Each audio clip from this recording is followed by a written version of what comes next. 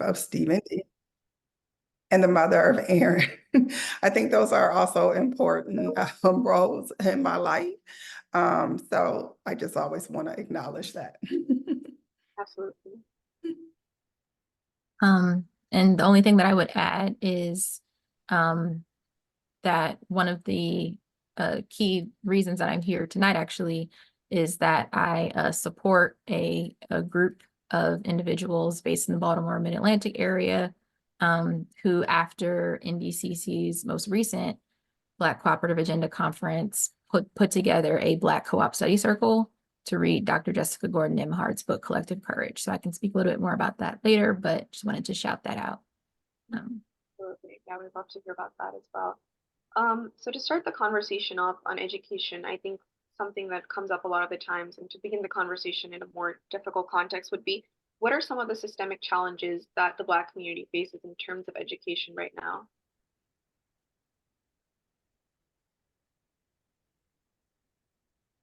Amber, do you want to start? Or you want me to start? I was going to defer to you, but I can just say briefly that one of the challenges in Baltimore City, where I am in particular, is sometimes the education and resources don't necessarily align with what students need when they transition out of primary education, or what standards might be in other jurisdictions. So sometimes there's a bit of a gap, and it's not until folk are placed into a situation where they have to transfer that diploma or that education to another system or to secondary education, that in many cases you find out what needs were not addressed. And so I think a lot of times there's just a lot of pressure placed on families and students to navigate how to meet those gaps on their own terms. And there are some resources that do exist, but they're not always necessarily directly embedded into the baseline education that's received. So that's all I'll share on that. Yeah, so I've been an educator. That's what I call my first professional identity.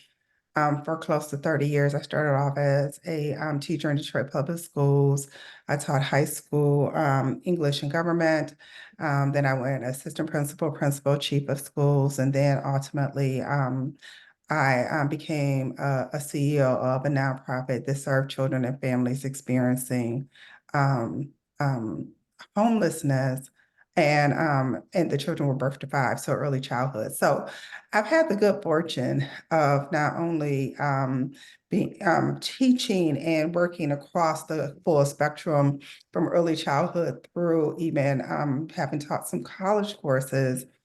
Um, I've had the good fortune of working in many jurisdictions, Detroit, Michigan, a more rural district in Michigan called Port Huron, Montgomery County, Prince George's County, DC, and Alexandria, Virginia. And I only laid out all to say is what is impacting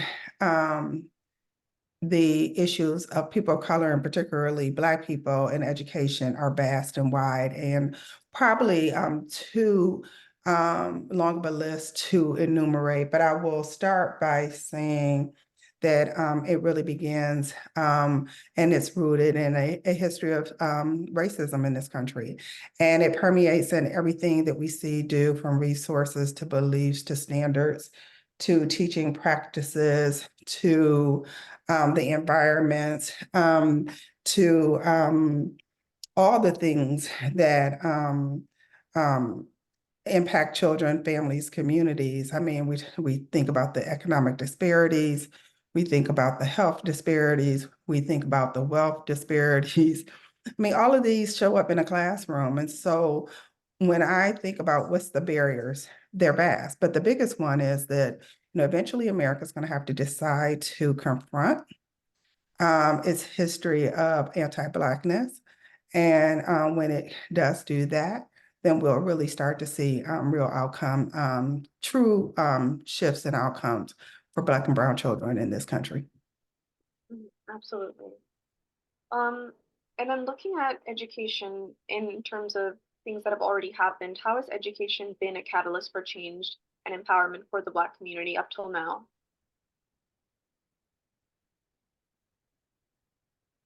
Okay. I don't want. So, I mean, education's been positioned in our community as the great equalizer, right? It's the great opportunity opener. And I would say that on average, it does do that. It does open opportunities for us. It's not the great equalizer, and I can talk about that in even more detail, but it definitely provides more opportunities. But I think we need to talk about what we mean by education. Are we talking about formal education? Are we talking about, just being a literate person, a critical thinker, a complex communicator? Are we talking about being a discerning person? Are we talking about being a continuous learner? So if we're going to talk about credentialing and formal education, then it does open opportunities to positions that you otherwise would not have without those credentials. But it does not begin to what I would call create equity. It does not definitely create liberation, and it doesn't close disparities in the way that we think it does. And then before I get to, I would love to circle back with you on that, but before that, I would love to hear Amber's also point of view on that. Definitely want to piggyback what Dr. Marla shared as far as like formal education being one avenue to create opportunities. I think the balance of that and the challenge for many of us is access to resources that allow us to even engage in those formal educational opportunities. If we're already starting out with a wealth gap, then when you talk about, student loan debt, which I think we're going to get into a little bit later, when you talk about having to balance work and school, if you can't afford to not work while you're learning in, formal educational settings, it definitely poses a number of challenges that other learners might not have to navigate when you are juggling, I would say, the consequences or externalities that come from centuries of systemic oppression.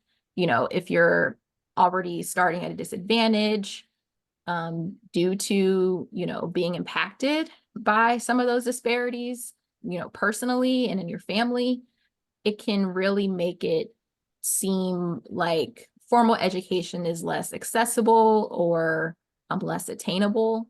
And even if there are resources out there to support you, you might not necessarily know how to access them, who to talk to.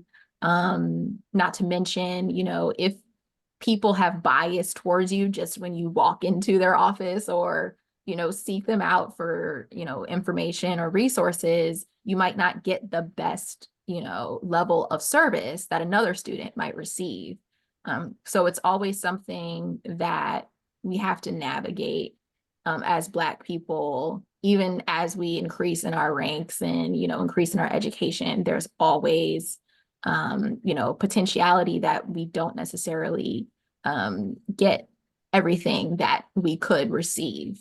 So it's why it's very important to learn how to advocate for oneself, and to seek out mentors, peers, people who have been there before, if not in your own family, people within your community, within your church, within your larger network, who can help you navigate some of those challenges so you don't feel alone, because it doesn't necessarily get easier as things go on and as, life changes occur and you have more responsibilities to juggle while navigating education. Absolutely. Can I just piggyback on that? Because as a educator, as my first professional identity, I always feel weird not saying that education is like the cure to all that ails you, because I do believe in education, right? I've dedicated my life to it. And I see a clear distinction in my own family. My mom's one of 13 children. And those of us who were able to go on and get college degrees and then even advanced degrees, we see a clear opportunity divide between them and those who were not. So it matters, but I think we think that it does more than it actually does because of the systemic issues that come against you. And so we need to be now thinking about education in a different way. We need to be thinking about it as a return on investment, but not necessarily a validator of who you are, your knowledge, or being your value. And we have to have a different relationship with education now. Before, we thought it validated us. Now we need to understand that it does not, and it is an investment that you make, and you need to think about it as an investment and what return it will bring when we talk about the formal education process. Absolutely. And since you talked about education not necessarily being like the great equalizer that everybody thinks it is, can that be changed through certain policy changes or better support through other networks necessarily, or do you think it doesn't? There are other avenues to create equity within the Black community other than education? Well, I mean, of course it could be changed through policy. Policy got us here, policy can get us out of it, but but we have to be willing to really accept that this is not 10 years worth of policy, 20 years worth of policy. We're talking about, decades and centuries of policy. We're talking about policy that even started with some of the people that we consider some of our heroes, even when we think about Abraham Lincoln, people will pose him as a hero. But this is DC Emancipation Day, and what we know is Abraham Lincoln actually gave reparations to white slaveholders in DC, but not to white slaves. So what did that do? That gave them, some economic empowerment.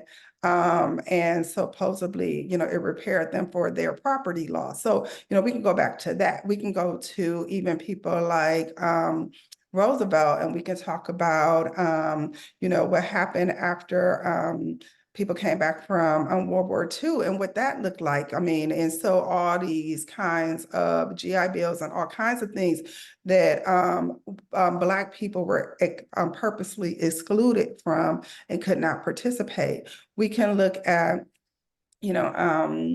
that largely colleges at one point in our history were trending toward being public colleges that are being free to not expensive. But then as more Black people started to enter that system, they started to pull and defund that and really pull resources. And now it was a means of preventing access. I went to University of Michigan. It was one of the first schools under attack for anti-affirmative action lawsuits. And so now we're starting to see the pullback in all kinds of ways around affirmative action. And so it's a tremendous amount of policy that got us to where we are. And yes, policies can reverse it, but first we have to, own up to what's the real issue here and why we're even here in the first place. Absolutely. Amber, would you like to?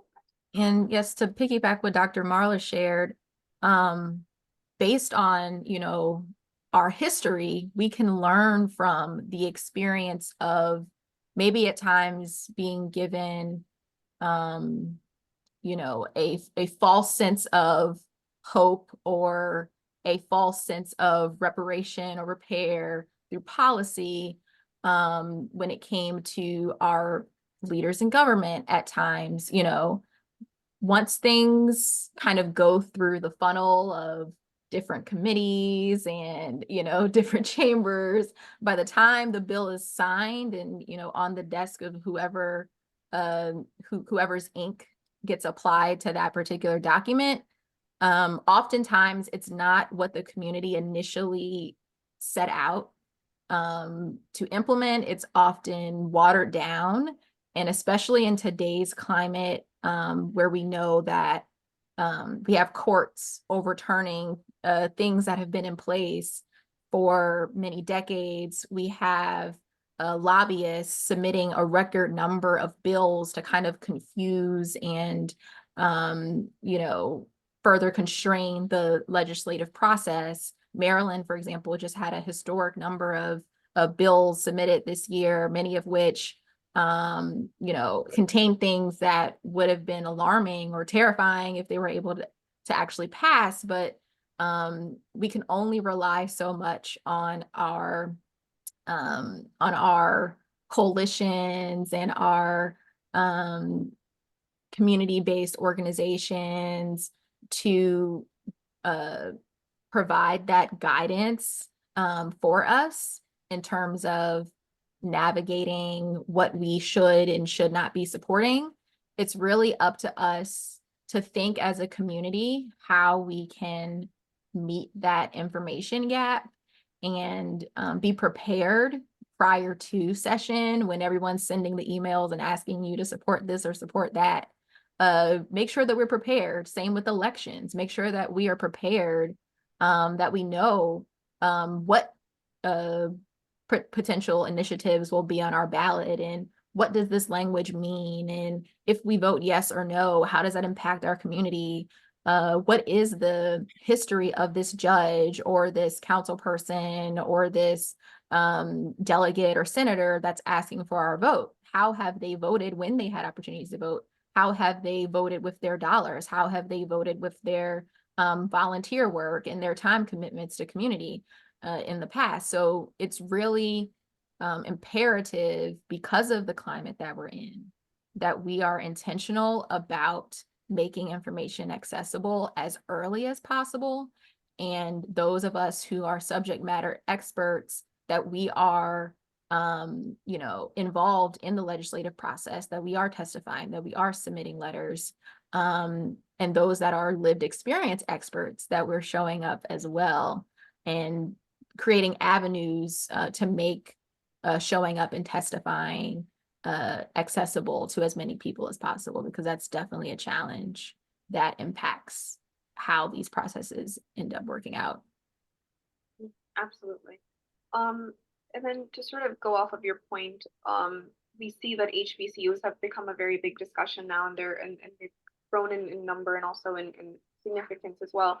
How has their presence necessarily changed the landscape of education for the Black community, and how will it continue to do so? How do you see it changing? Well, I didn't graduate from a HBCU. My dad did, Alabama A&M, and my son did Morehouse College. So, well, I didn't go to a HBCU. I'm a big supporter of HBCUs. But one thing I was always clear of from my father's activity, he is the alumni president of in Detroit. And he's always raising funds, getting kids to school, in contact with the university administration. He's very engaged. It's one that they've always punched above their weight. Okay, they've always produced a level of excellence that was not acknowledged. They've always been underfunded. And while there's been some recent corrections, it will take decades to actually correct that. And they always have been protectors and providers and cultivators of our culture. And so I think they're invaluable. And I know they've been getting a lot of more visibility, and I'm glad about that. But long before the recent visibility, they were instrumental in our community. Yeah, and definitely to echo that point, in many cases, our HBCUs have been our anchor institutions where there wasn't other, private investment and interest in supporting the needs of our communities.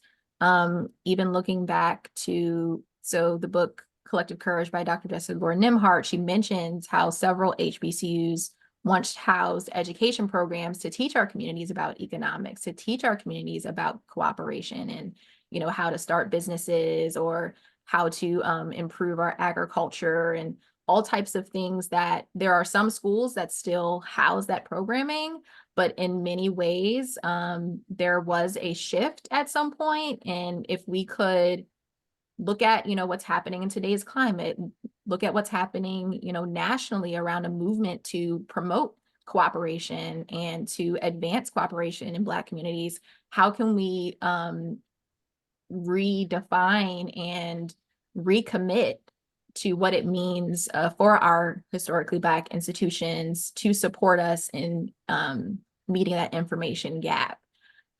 Because there are definitely examples, like, you know, here in Baltimore, Coppin State University has recently very much like doubled down on being that anchor within a very crucial part of West Baltimore that for many years has been underinvested in. And, you know, they're partnering with the state, they're partnering with the federal government, they're partnering with the city, they're partnering with other educational institutions, or our meds and neds, as we call them, to provide additional resources and programming that help with meeting that gap. Because as we know, and as Dr. Marla mentioned, everyone's not going to necessarily take the conventional path from high school to bachelor to master's to doctorate. And everyone doesn't need to, depending upon what their career aspirations are and what their particular needs are. How can we still utilize these institutions as an avenue for people to access what is applicable to their particular path, whether it's construction or agriculture, entrepreneurship, you know, making sure that we are seeing those institutions as that anchor and investing in them as that anchor. So it's very important, the role that our HBCUs play.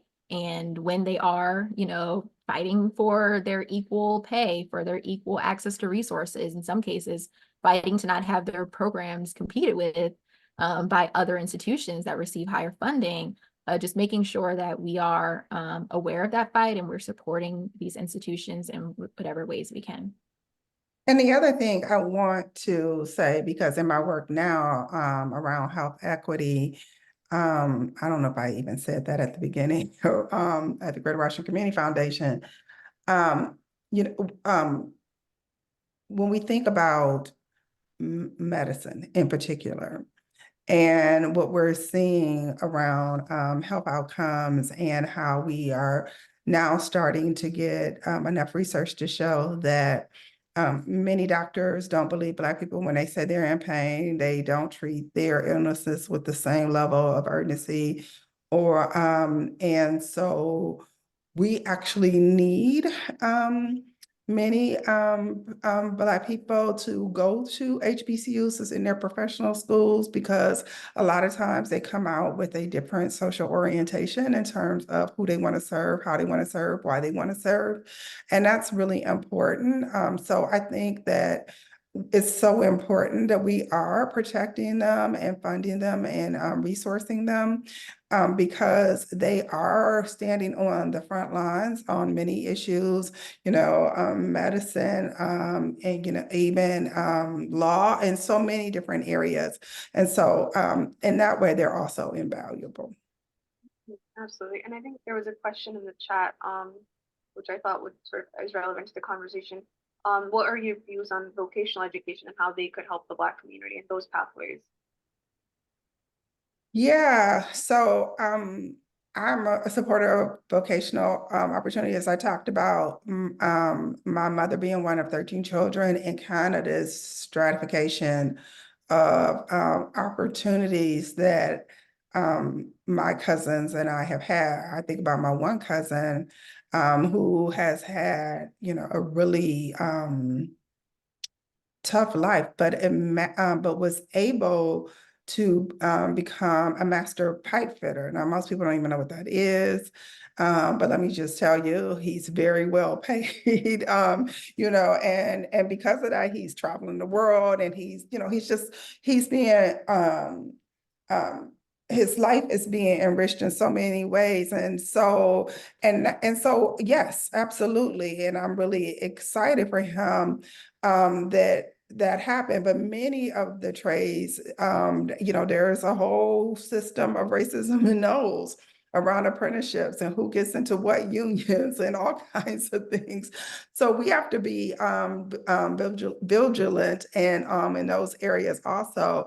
But they are a means for economic opportunity for many of our young people. And I do think that, you know, what I say is that when you're preparing a child, you're not tracking them to college or career. You're saying that you're going to be prepared for both, and whichever one you choose for you is perfectly fine. I think that's what educators have to do. So I support, you know, college prep education, but I support what they call tech, career technical education too. And I think young people should have experiences with both, so they can really know what they want to do with their lives. Absolutely. And thank you to the person who asked that or put that comment in the chat, because something else I just want to emphasize is the importance of having more licensed Black tradesfolk and having folk who can take on apprentices. So a lot of times we kind of get stuck within this rut of laborer, and depending on how much money you make, you know, when business is great, sometimes people don't feel incentivized to think about, you know, what is your succession plan? Could this be transitioned into a business? And especially as a minority, a lot of times there are set asides for minority owned businesses that could help to stand up a sustainable business enterprise, something that you can pass on to your family, whether they are personally interested in trades or not. Maybe they be interested in supporting you on the admin side, on the finance side. So when we think about building generational wealth, something that we need to start to evolve to, even in our conversation about vocational training, is what's next. You know, you get into your apprenticeship, you get your job, you get your license. What is the plan for how this can further expand to not only support you, support the rest of your family, but support the next generation of tradesfolk coming behind you? Because we're actually losing a lot of skills and opportunities because many of our tradesfolk are retired or passing on, and we're not passing down that knowledge to the next generation. Absolutely. And sort of to piggyback off of that, I was just wondering, what are your views on mentorship and how necessarily, I know, Amber, you said something about study circles and how collaboration is something that is really important for education. How do you necessarily see collaboration and mentorship changing the landscape of Black education?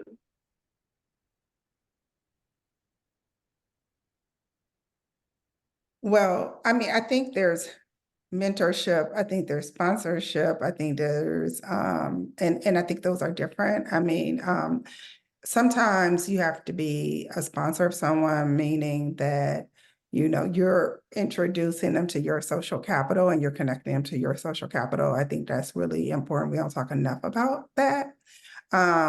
And that may not be mentorship. Mentorship is more of a long-term relationship and it's in closer proximity.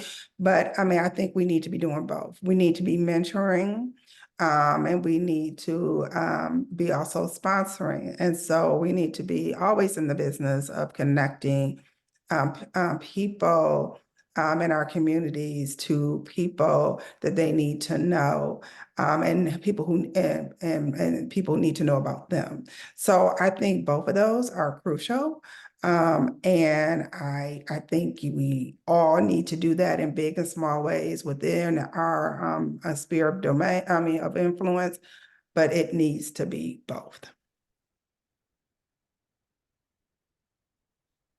I just want to, you know, emphasize what Dr. Marla shared about, you know, mentorship and sponsorship. Like we have to sometimes, you know, sometimes, there are folk that have hesitation around sharing opportunities or putting people on. They're like, oh, if you mess up my good name, then this, that, and third, So sometimes that can be a challenge for some people, but it's important to remember that had someone not advocated for you, whether you were aware of it or not, had someone not given you that tip or given you that hint or pulled you to the side and said, hey, look out for this or be mindful of this, where would we be? So I definitely have so much gratitude for the people who have provided mentorship or sponsorship over the years. I don't think that I would have been able to access many of the opportunities that I didn't have a clear pathway towards if it weren't for those individuals. And I also just want to share, that it's important, especially for the youth in this generation, that we are more hands-on and intentional about creating those opportunities to access mentorship and build those relationships. We're in the era of social media. We're in the era of social isolation, especially in this post-COVID world. Many of the places where we used to network and meet people and connect with people, they just don't exist anymore. We're not doing as much anymore, but we still are a society that's built on relationships. And so you can't necessarily get to meet someone over their, Instagram content or their LinkedIn profile. You have to sometimes, go to coffee, go to dinner, go to lunch, make those connections. And so, just thinking about the young people in our lives and as they are evolving in their careers or starting college, emphasizing the importance of building those relationships and, if possible, making those connections as well. Absolutely. Yeah, I just think we need to stop thinking with a scarcity mindset, meaning like that if I introduce someone to an opportunity, or they might that it might not provide an opportunity for me, or that they might mess up your good name. On balance, I mean, yeah, there are going to be some people who are not going to do is what you wanted them to do. I mean, so what? You just keep it moving. It happens. I've had some people I introduced, and yeah, I've been embarrassed, but okay. I'm here, I'm standing, and I'm keeping it moving. But on balance, it's been a tremendous blessing to be able to make those connections. And I think we focus too much on when it goes wrong and not concentrate enough on when it goes right. And I think that's what needs to propel us. And I think we also just have to stop thinking about scarcity. I think we have to start thinking about how there is vastness, and we want to connect each and every person that we know to opportunity, because there's so much vastness out there. But we're trained to think that there's scarcity. Absolutely. And then Amber, I know when we were going over collaboration, you mentioned something about study circles, so I would love to hear more about that as well in terms of collaboration. Yes, absolutely. So one of the ways that we have historically gathered ourselves around learning about, topics that we're interested in, or building relationships with others that share common interests, and finding out where those people are, and navigating a learning process together. Study circles has been one of those avenues that we've used to build those relationships. Just even looking back to some of our historic civil rights leaders and their foundation. It was in forming those study circles and building community with other people that were interested in how we solve the problem, freeing ourselves and advancing ourselves as a community. So looking to study circles as a way to build relationship with people of common interest is a key opportunity to then take those relationships and say, okay, we've all read this book. We've all learned about this topic, and we all share a common experience or identity or set of challenges. So now that we have more information, what's next? Not just stopping at reading the book or just stopping at completing the training, but what is next? How do we take this knowledge and share it further with our community? How do we take this knowledge and create a business? How do we take this knowledge and create a cooperative? How do we take this knowledge and create a nonprofit? You know, things that address the particular issues that we're facing, you know, taking that information and contextualizing it to where you are. And something else to be aware of when having study circles is to not have it be centered around like academic learning per se, or you know, academic speak, or you know, expecting everyone to necessarily be on the same page as far as, you know, being avid readers, or being people that even learn through reading. You know, we all have different ways of learning and retaining information. So making sure that the folks who are facilitating are, you know, trained in different ways to make information available if they aren't educators by training. Making sure that you aren't just sticking to reading the book, but you're applying the information as well. You're watching videos or movies, or, you know, taking in other materials that apply to the subject matter. It's very important to be inclusive in that learning so that there aren't folk who feel like this isn't for me, or, you know, I didn't get through the chapter before the meeting, so I have nothing to contribute. Everyone has something to contribute, even if it's just your lived experience on that topic. So I just want to emphasize the importance of making study circles inclusive as well. Absolutely. And I think there was a question in the chat. How can we engage youth lacking hope? Yeah, I wanted to speak on the study circles and then I'll go to engaging youth lacking hope. You know, I didn't know I was going to study circles when I was younger. My parents had these people in our house. We would go to other people's house. I would listen. It was quite remarkable later in my life how those formative experiences I connect back to. I was watching a Bob Marley documentary and saw a man, and I in the documentary, and I was like, I know that face, I know that face. And so I said, Ma, I think that man's been in our house. And she said, oh, well, he has. And it's the Prime Minister of Jamaica. So we were in these circles of just listening and hearing radical ideals and thought, and pushing back on the common narrative that you are often taught, that I think has been really important. And I'm going to connect that to hope. Listen, I think that our young people are incredibly brilliant and astute. And I think they know when you are being authentic, genuine, and when you're just giving them the party line. And if you are coming from a place where you are just giving the party line, then you're not going to connect with many students, let alone those who are lacking in hope on any particular day, year, month, or experience, because they can see that 2 + 2 is not really adding up, and they understand that. So how do you connect with youth? One, I think you have to be your authentic self. I think you have to be willing to invest time. I think you have to have real conversations.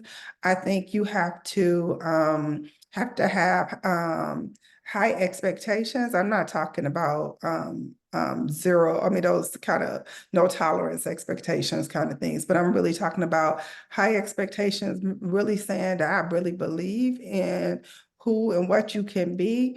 And then I think you have to invest. I mean, really, that's the way you have to do it. And it's no way to get around it. And you have to be a person that's going to keep your word, right? I mean, you can't be a person who's going to be making promises and not delivering. And so I think it is it's labor intensive work, but it is what you have to do when you are really trying to engage with a young person. And I think that's the way. Now, from an educator standpoint, I'm going to flip my hat. That was just general public. But from an educator standpoint, I mean, I think you have to have a lot of things that's going to really get at this issue of um, I think you have to have, culturally relevant pedagogy.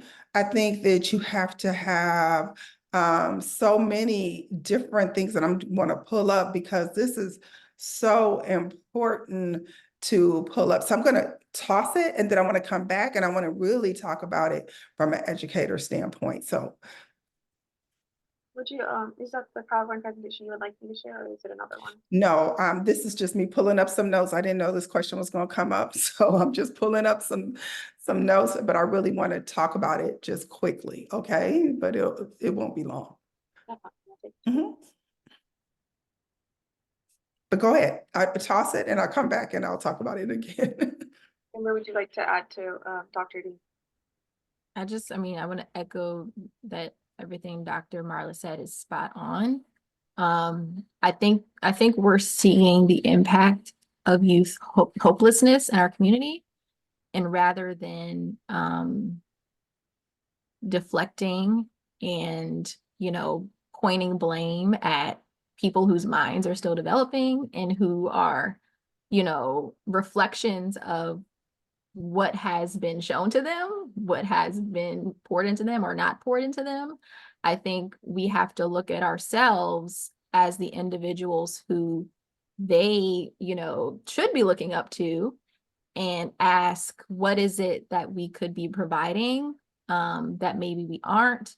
And if we're not having conversations with the youth around us, that we are creating those opportunities to hear from them. A lot of times, the only times that youth hear us say anything to them is when we're telling them to do something or we're fussing at them about something. So making sure that there's a balance and that those aren't the only times that you're having conversations, but that you're also checking in to see how they're doing, see how their day is going, see what they're thinking about, what they're contemplating, what their thoughts are and what's happening in the world. But in order for us to do that, we have to be doing those check-ins with ourselves and with each other as adults as well. So it's important that we model the type of communication that we want from our youth.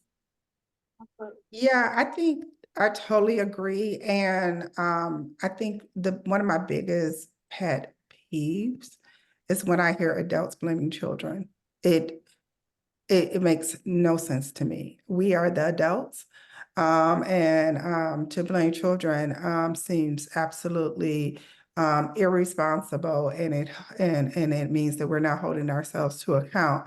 I really love the African proverb that says the child who's not embraced by the village will burn it down to feel its warmth. And, I just know that to be true. So I think that today, and I don't want to lay claim for this, and go to Black Teacher Collaborative to learn more about this, but I think we really need to be rooted in Black liberatory pedagogy.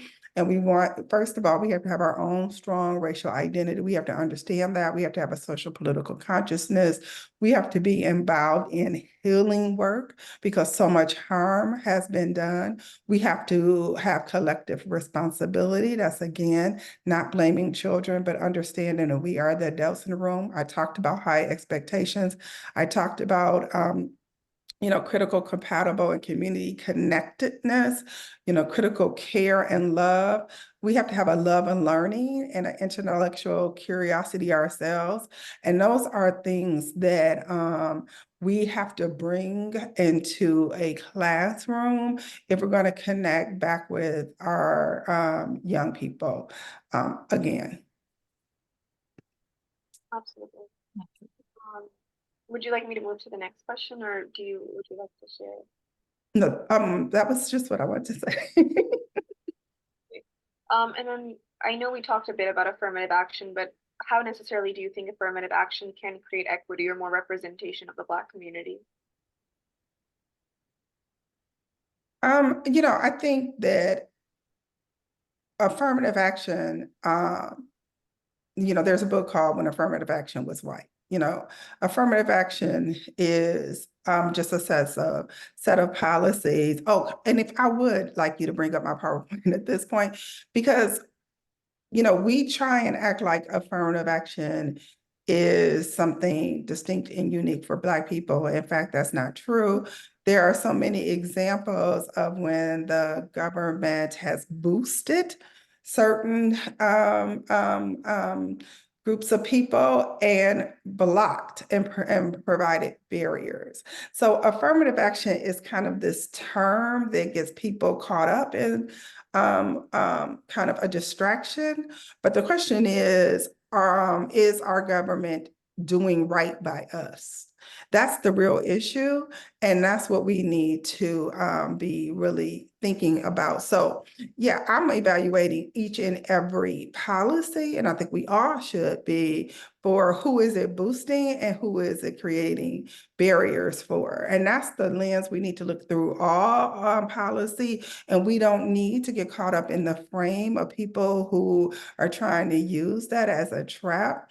And we need to call it what it is. It's about who's getting boosted and who's getting a barrier erected in any policy that's being, yes. So do I support policies that are going to reverse some of the barriers that's been put before us? Yes, of course. But I saw somebody in chat said that in the chat saying that many of our affirmative action programs have actually benefited white women more than anyone. And so, we have to be careful how these policies are written because, they often have unintended consequences. And so we have to be careful. And, to echo that, sometimes the consequence is exactly what was intended, just not not what we were told. Right. And so, yeah, it's definitely important to even know when people are making comments about affirmative action or being critical of affirmative action, it's often just a political dog whistle. They're not actually talking about the real policy and program. And a lot of times people are presuming that because they see a person of color in their school, that it means that they got there by affirmative action, or that, affirmative action means that we're not vetting your academic credentials or your ability to compete in the classroom or your ability to compete in our athletic program or whatever the case may be. So there's just a lot of assumption that goes into it, when the reality is that a lot of kids are there who probably wouldn't compete academically because their parents made a nice donation, or their grandparents' name is on a brick or on a building. So if anything, that is an inequity, as opposed to making sure that there's a fair balance and review of all candidates coming to an institution, and making sure that we set aside spaces for people that we have historically not included. So Yeah. that, Dr. Marla. I think when we think about in the higher education context, we know that's crap, right? Because we know the data shows that when you talk about these institutions that people are going after and saying that people are getting admitted into without the qualifications. In fact, we know that the Black people in those institutions actually have higher rates of graduation than their white peers. So, that is just not. And we also know all the barriers that they're experiencing while they're there, be it, mental, emotional, or financial. So the fact that they are persisting and graduating at rates equal and higher too, lets you know that they were more than qualified on the front end. And so this is just, a distraction again, and not real. I want to go to the next slide first, and then I want to come back to this one if we can. This is some of the things, and this is by no means complete, but when we think about government boosts and blocks to building wealth and talking about to building opportunity, there are a tremendous amount of boosts to white men in particular, but white people more broadly. And there are a tremendous amount of blocks to people of color, but most and in particularly to Black and Indigenous people. So, this is systematic, it's structural, and I just want people to know about this. And you can go to United for a Fair Economy and see this graphic, but it's really important. I'm gonna go back to the other one. And then, we started this conversation around education, and in DC, the racial wealth gap is 81-1, white to Black. The income gap is 3-1. And so what we find, this is not exclusive to DC here, but we find that actually the racial wealth gap actually spreads, gets wider, the more education you have. So a Black person with a high school diploma has less wealth than a white person, but the margin isn't that great. But when you get to a bachelor's degree, it widens, and when you get to an advanced degree, it explodes. And you see that Black people with advanced degrees have about the same amount of wealth and less wealth than white people with high school or some college. And we can talk about why that's the case. That's student loans, that's lower incomes being paid, that's, houses not being valued at the same rate. There's, you have so much more debt, but you make less income. And then the things you own are not valued at the same rate. So, that is what we would call the definition of structural. And that's why I say that while education gives you access to opportunity, it's not the great equalizer that we thought it was.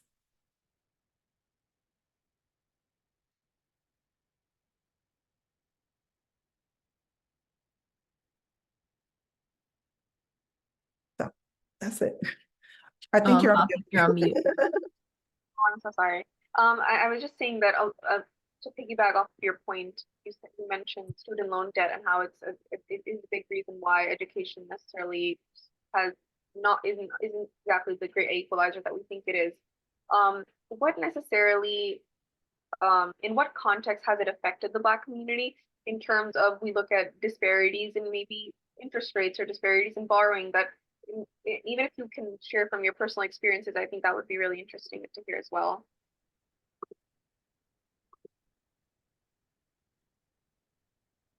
Well, I mean, I think student loan debt is debilitating, right? And when I was going through school, I was taught that you're going to borrow money at today's interest rates, but you're going to make income and greater income. So it was going to all work out. But the fact of the matter is that the interest rates are exploding. People might start off with $50,000 in loans, but next thing you know, they look and they got $125,000 worth of, loans because of all the interest rates over the years and consolidation. And so that's a whole game or two that people are. And then we also know that carrying that level of debt and not thinking that you're ever going to get out of it has mental health impacts on you and impacts on your wellness. So that's why I started with talking about make sure that you're looking at this as a return on investment and really understanding it, because there's so much to the process of deciding if you want to take out this level of debt and is it going to truly pay off. But because we don't normally have the same level of wealth as our white peers, we have to rely on student loans at a greater rate. And so, we start off in that cycle where we're in debt and we never quite catch up. And as we see from that graph, it actually gets exponentially greater over the amount of degrees that you obtain. Absolutely. Absolutely. And Amber, would you like to add to that? Sure. I just want to, share that the issue with wealth disparity had a direct impact in like my decisions around college. So when I was graduating high school, I was graduating into a recession where, many people were losing their jobs, losing their homes, figuring out how they were going to pay back these enormous student loans, and not to mention mortgages and other debts that they might have been carrying. And graduating in that environment and then being told, yeah, I can't take out any more debt. Your sisters tapped me out, had a direct impact on where I chose to go to school, how I chose to navigate my undergraduate education. It took me significantly longer to finish my degree because I was working the majority of that time. I did a gap year with AmeriCorps because they offered an education award and a frozen student loan payment. So, during that time, when I was working for jobs where I was able to put money away for retirement or get an employer match, I was taking out loans against my 401k so I wouldn't have to take the federal loans, which are some of the worst loans that you could possibly take out in terms of their terms. Like essentially, whereas most loans, they only charge interest on your balance once a month. The federal government charges that interest rate on your balance every single day. So if you are not making daily student loan payments, your interest is increasing at such an astronomical rate that by the time you're done, in many cases, you've paid 2, 3, 4 times what you actually borrowed. So, one of the things that we even have to challenge and think about, especially as we're looking at elections, like federal government, what are you doing to be a better lender and create better opportunities for people to access education that don't completely, stall their ability to build wealth? And, when they are done pursuing their degrees, being able to do things like purchase homes or start families. People are making family and life decisions based on this astronomical amount of debt that in many cases we took on before our frontal lobe was fully developed and before we even understood what financial terms meant. We were signing on to these massive loans, not understanding that every single day that balance was outstanding, I was being charged interest.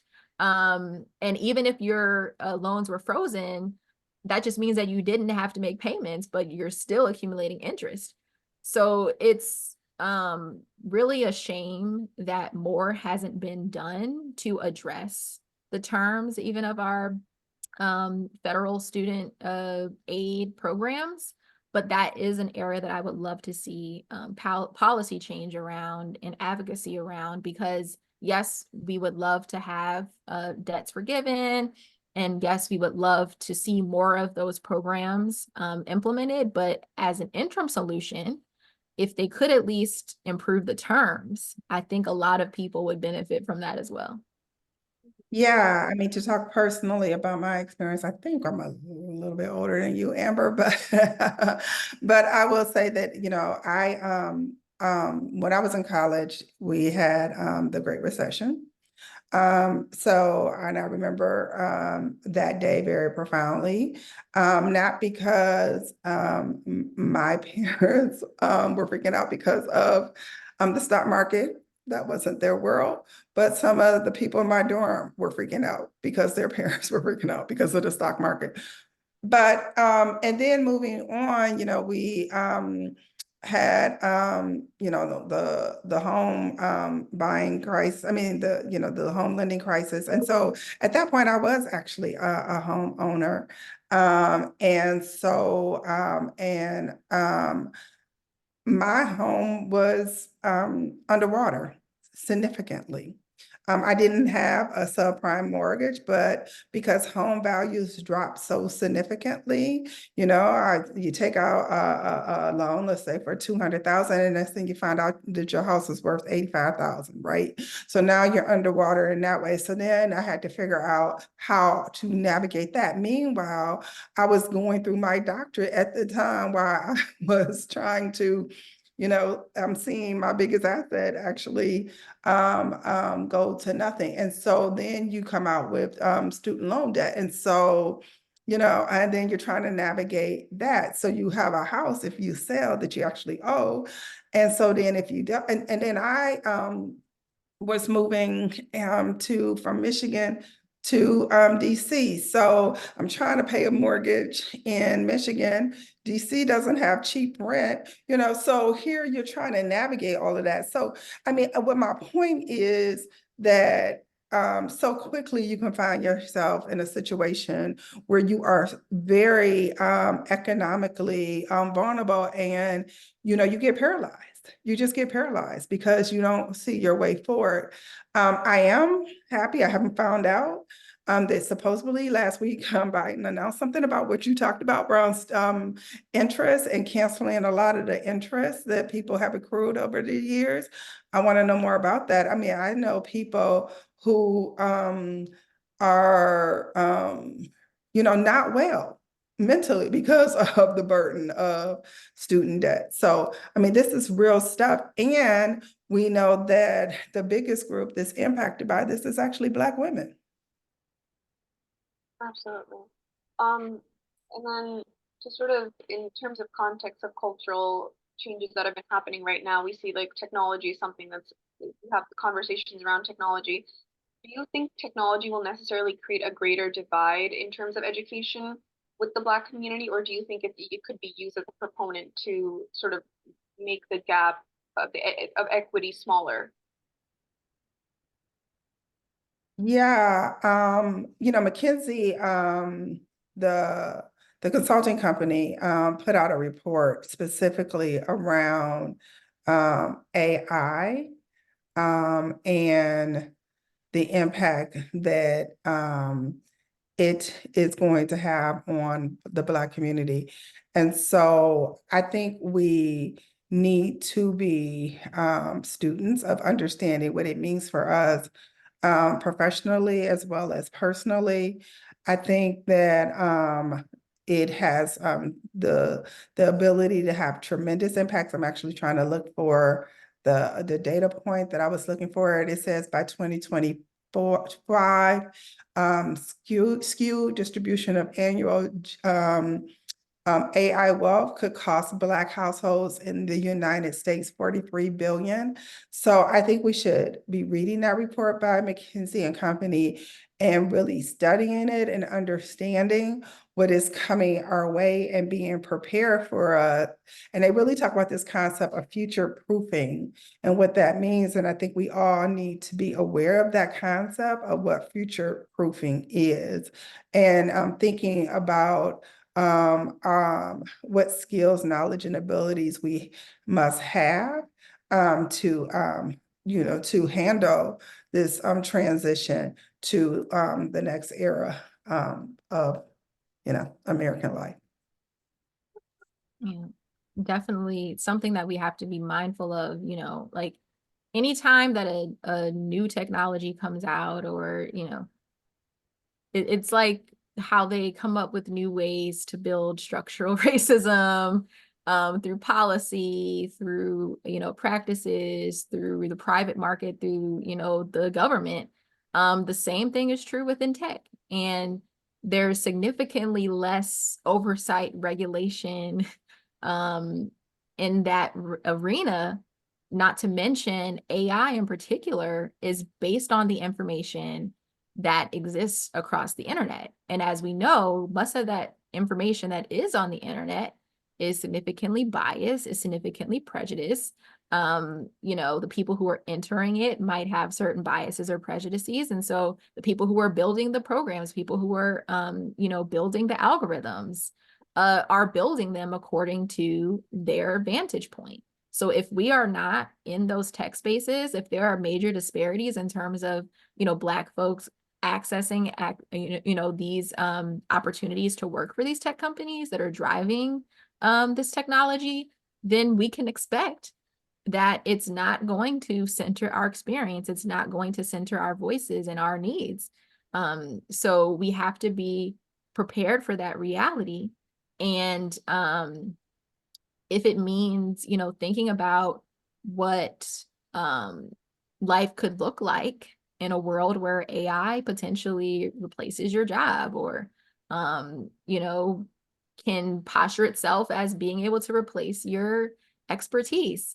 And then, with the access to technology, there's a lot of access to information that we didn't always have. We essentially have computers in our hands at all times, but that also means we have more access to misinformation. And AI increases the everyday person's ability to produce and distribute misinformation. So we have to be more critical of where we're gathering our information from. We have to make sure that we are reviewing multiple sources. We have to make sure that we aren't necessarily taking things at face value, because today we can't even tell if this is original or not. So it's very important that we think about the impact of technology. And as we talk about the digital divide, and folk not all having access to the same level of connection, it's very important that we always are intentional about creating different avenues for people to access information, knowing that there are disparities in terms of access to high-speed internet. Mhm. Absolutely. And then to sort of close off the conversation, but I think it's really important to sort of look at historical things that have happened and have shaped the Black educational experience. What are certain significant things that have happened in the past that you think have shaped the Black educational experience today?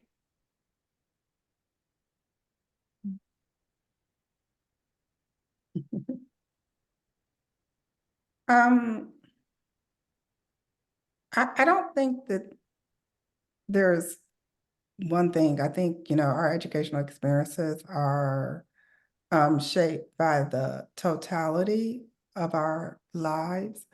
But what I will say is that all learning is relational, and the richness of the relationships we have, not just with people, but with ideals and concepts, is really important, because the only way you can learn something new is to connect it to something you already know and understand.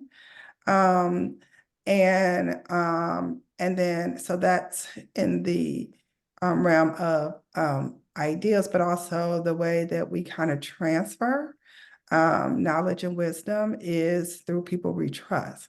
And so all learning is relational again. And I just think that in an era where people are becoming more and more isolated, community has always been something that's been really important in Black life.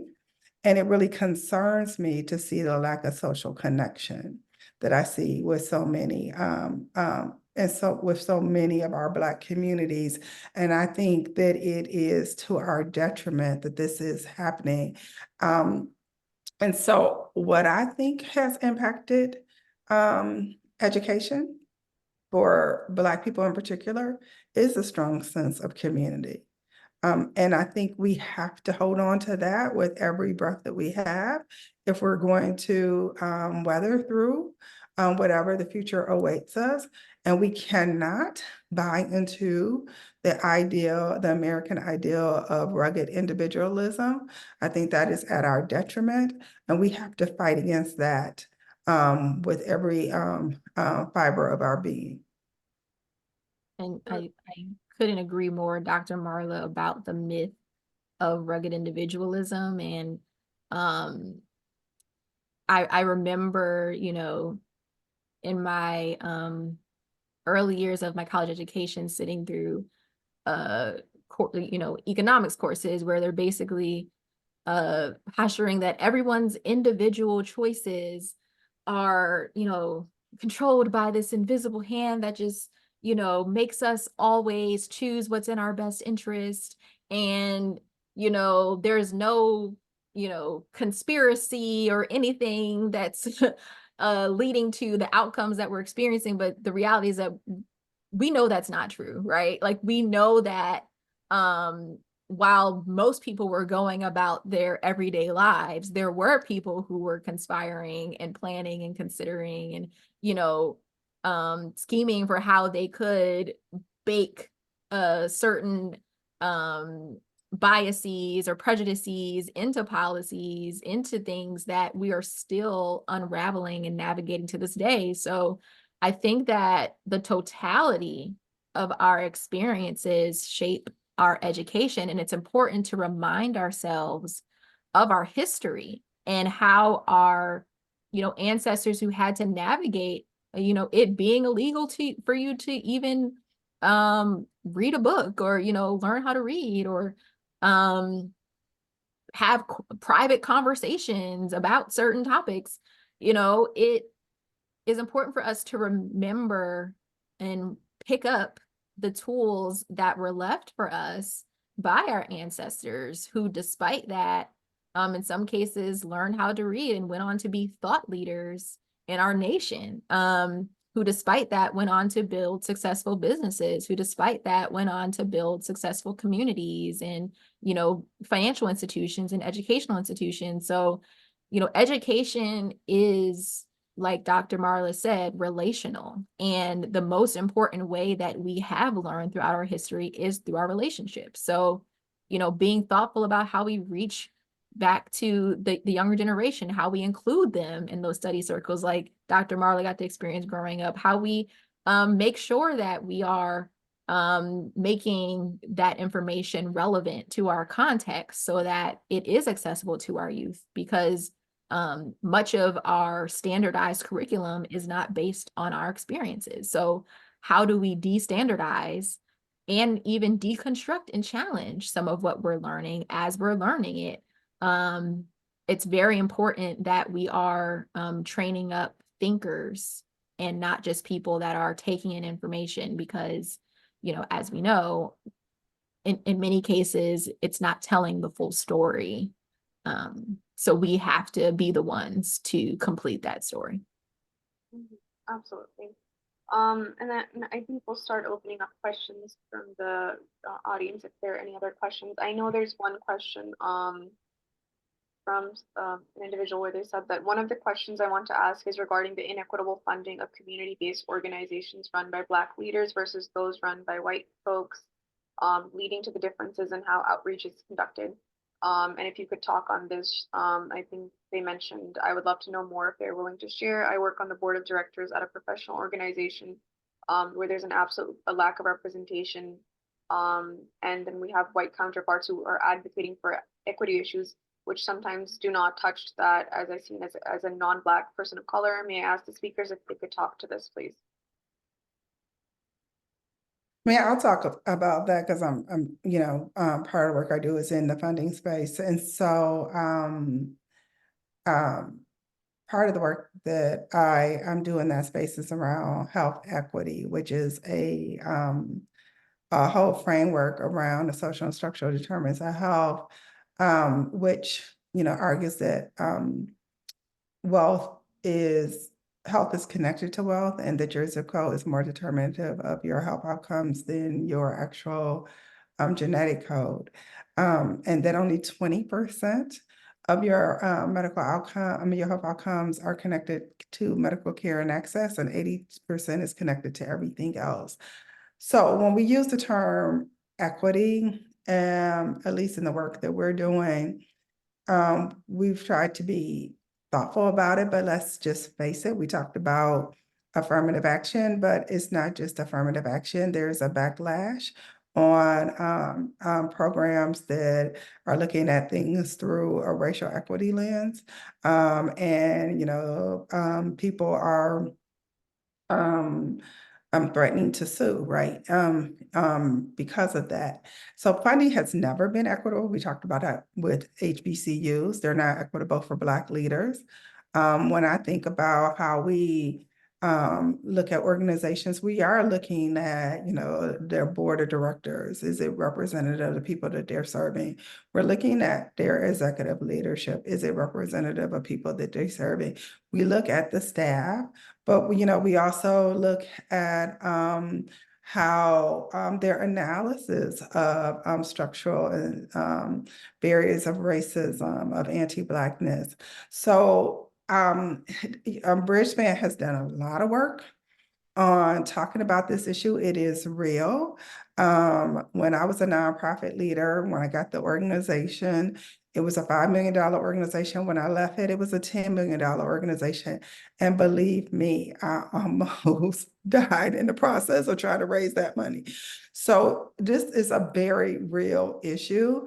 And what I can say is that I think Black people have to show up to funding conferences. I think they have to raise these issues. I think they have to put people on Front Street. There's a book, there's a report that just came out. It's called Cracks in the Foundation. It's really around how many foundations got their wealth. I think people should be looking at that. They should be aware of those origin stories. And they should be raising these issues because it's absolutely inequitable. And Black people are often disadvantaged in the world of philanthropy in so many different ways.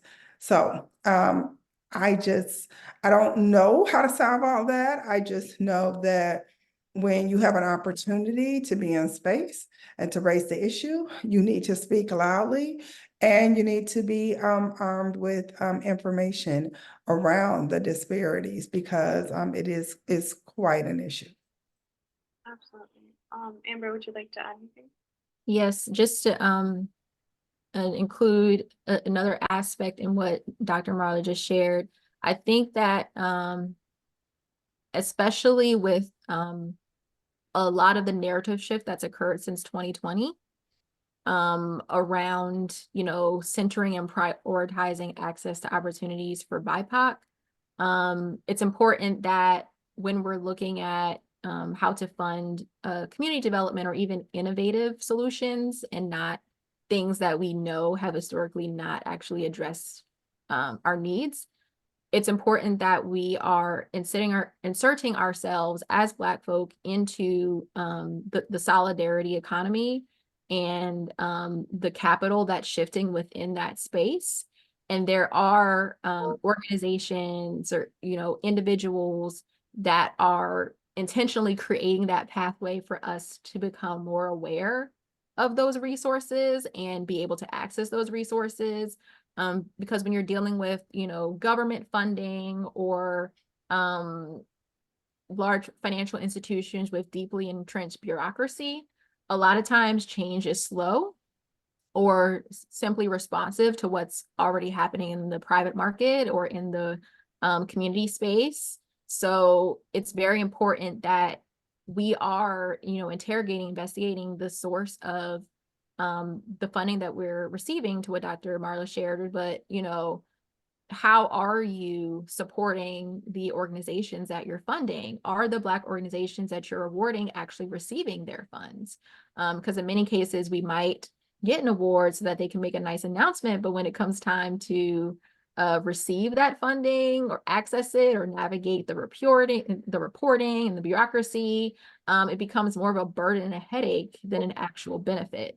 Versus within the solidarity economy, there's an intentionality around how to remove barriers and how to just get resources in the hands of people that need them. So some resources that I definitely want to shout out. NDCC's conference that's coming up in June. Lots of Black folk who are in that solidarity economy space, who manage funds, who know where the money is. They will be in the building for sure. NDCC also has a Co-opinomics Academy There's a program through Lyft Economy called Next Economy MBA, which is it's basically a solidarity economy master's in business administration program. So it's an opportunity to learn how you might be able to resource something that's more grassroots or radical or innovative than what the standard sources would normally fund. And, you know, joining things like Black Co-op study circles, joining things like Start.coop has a Black Co-ops Matter peer circle, you know, getting acquainted with other Black folk who are navigating these challenges and having successes in their community to figure out who did you approach, how did you approach it, how did you structure yourself for success? Because those are things that we could be implementing. We don't have to reinvent the wheel or figure it out by ourselves. There are plenty of folk out here around the country and the world who are doing great work despite the challenges that are facing our communities. Absolutely. I also included the link for the national conference that we're having in DCC. It'll be a great opportunity to meet individuals and to network as well. And then if there are any other questions in the chat, feel free to add them. And if I think I answered all the ones up till now. But if anyone else has any questions, feel free to add them in the chat.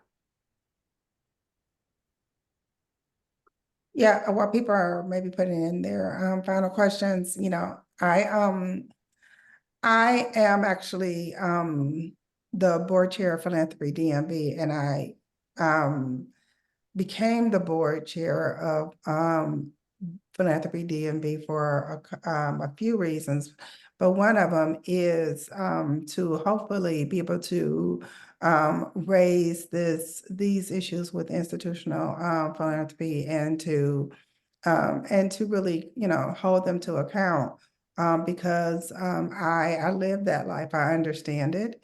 And you know, we are the ones who hold that wealth, and they need to be thinking about how they're going to redistribute that wealth in a way that doesn't cause harms to communities and leaders of those communities in the process.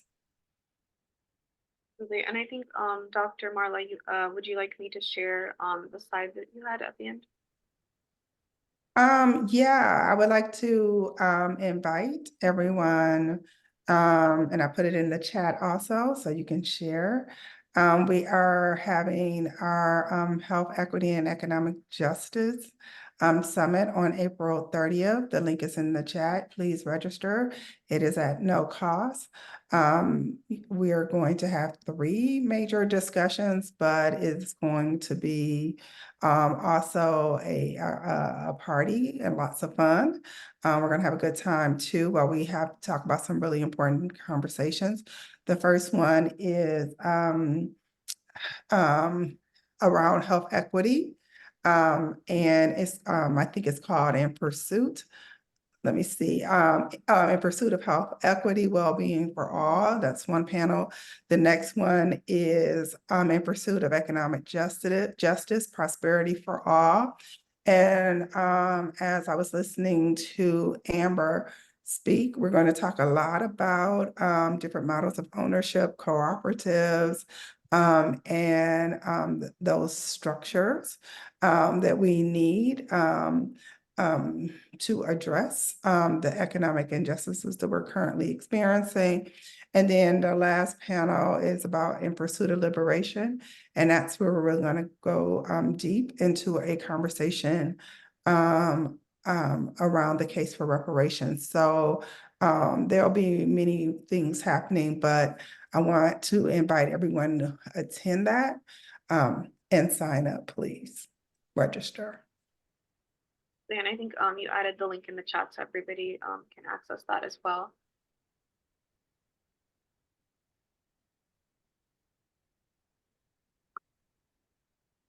And then I think Amber also included the Black Co-op Study Circle link as well. So these are great resources for everybody looking to get into this space.